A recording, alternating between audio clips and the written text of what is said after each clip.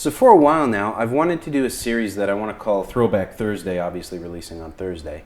But I really want to use it to kind of throw back to games from my past and my history and my childhood that were pretty influential for me, games that I think the industry as a whole has kind of lost the passion for these type of games. The quality hasn't gone to the same heights that they used to, because now there's like day 1 patches or even day 0 patches or even day 0.1 patches where they have to fix the game before they even release it. Whereas in the past, the game had to work when it released, so you'd have a finished product that would actually work and be playable and pretty well optimized and fun to play. And I don't want to go back to these just because they're old. That doesn't necessarily make them good. What makes them good is you can see and tell that there's a lot of passion that was put into the projects by the developers, the writers, the artists. Everybody who was working on these games just made a good game. They made the game that they wanted to play. The most recent example I can really think of would be the Star Citizen that I'm working on videos for and playing with in the alpha and things like that. They've put a lot of passion and love into that, and you can tell through the work they've done. Yeah, it's taken too long, but again, neither here nor there.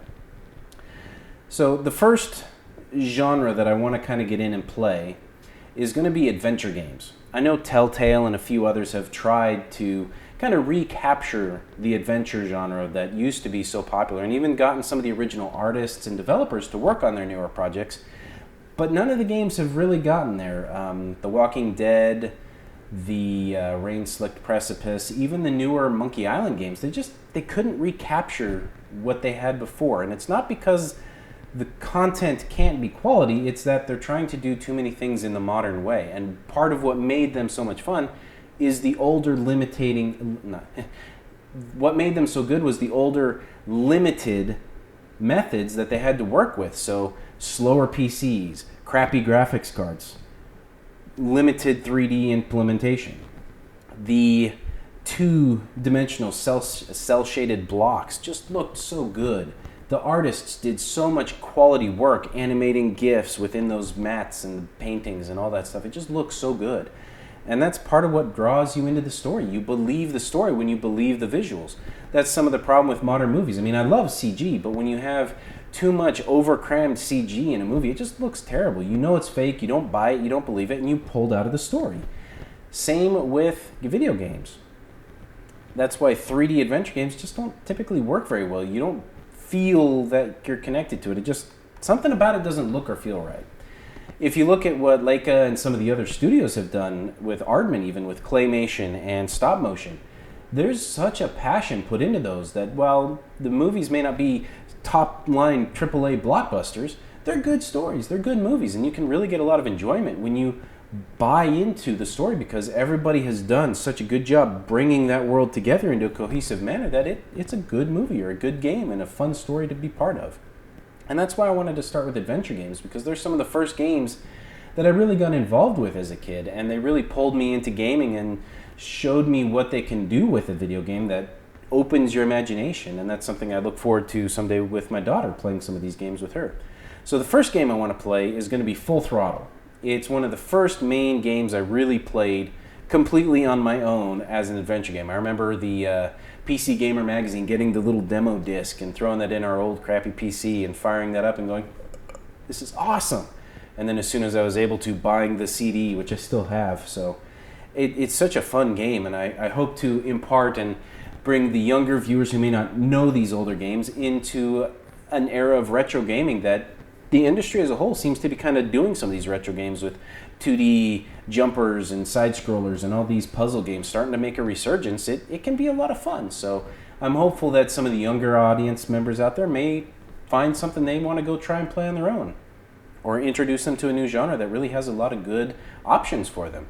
Likewise, some of the older audience members, maybe they played these games, maybe they remember these games, and it'll be fun to kind of go down, have some nostalgia for what was around back then, maybe take you down memory lane, because it certainly takes me down memory lane when I start playing or even seeing videos of some of these. So what I want to do is we'll do some full playthroughs of these games. I'll have to skip certain scenes for copyright music issues, but I want to do a playthrough of the game. I may not remember every aspect of how to beat the game, but I want to show as much as I can.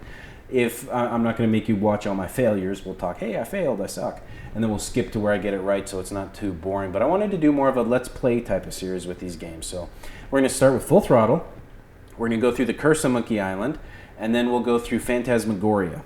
Those are the three main ones that I remember really well from my childhood. I have Monkey Island 1, Monkey Island 2, but unfortunately I only have the remastered versions, which have changed a lot about them that I'm not too keen on wanting to show those versions. I'm going to see if I can dig through my old CD wallets and CD drawers and disc drawers and see if I have anything that has it, and then I'll have to find a way to hook up a disk drive to one of my older computers that's around here and see if I can copy the installers off and play them that way. Some of the games might have gone free to play or open source at this point, so I might be able to find an online copy that's legitimate and free, and we can fire up some of those. If you have any suggestions for some of these older games that I may not have, if you can provide a legitimate source to them, I'll see what I can do to source them.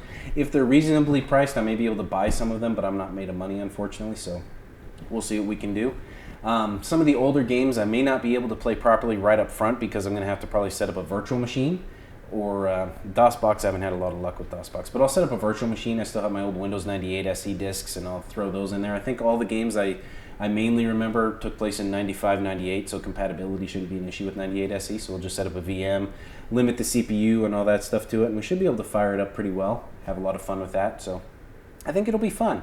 From there, I want to jump in and do maybe some strategy games, Homeworld, Warcraft 2 if I can find my Warcraft 2 CD, some other games like that, and then we'll jump in and do some old FPS games, TFC, even Half-Life maybe. Go back and look at some of what made the stories fun and what made them a lot of good times to play and a lot of good times had playing these games, so we'll have a lot of fun with it. So this is just an intro video to kind of introduce what I'm doing, get the idea out there. If there's anything specific you'd like to see, throw it in the comments, let me know. So for the first game, we'll do a quick introduction to Full Throttle, kind of introduce what the game is, talk a little bit about it. I don't want to spend a lot of time doing that. I want to jump in and play it. So we'll do a quick introduction to it, and we'll do the first playthrough. And again, I'm going to try to keep releasing my tower videos, my Star Citizen videos, some PUBG highlights, whatever live streams I'm doing on Twitch, as well as YouTube.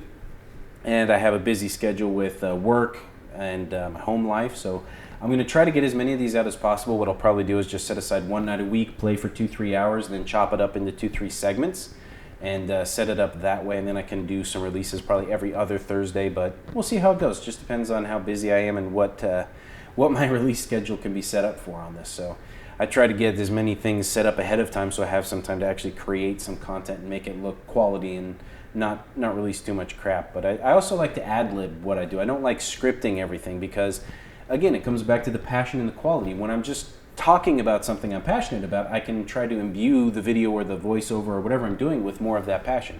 Sometimes I may be a little tired when I'm doing it, like the last Star Citizen video I did. I said again, like 5 times in a row, which just comes across as dumb. But again, I try to do as many things off the cuff and real time as possible, like this. I wrote a script for this. I haven't even bothered using it because I just feel like it's a better quality video if I just talk to you directly and get it done. So I think this will be a fun series. Let me know what you think in the comments. Thank you for watching, and we'll see you in the first video introducing Full Throttle. Thank you.